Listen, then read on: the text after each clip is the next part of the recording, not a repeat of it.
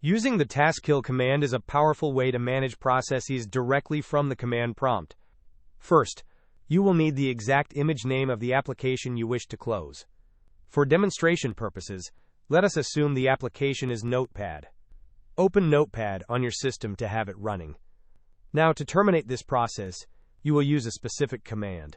We have provided this command in the description section below this video.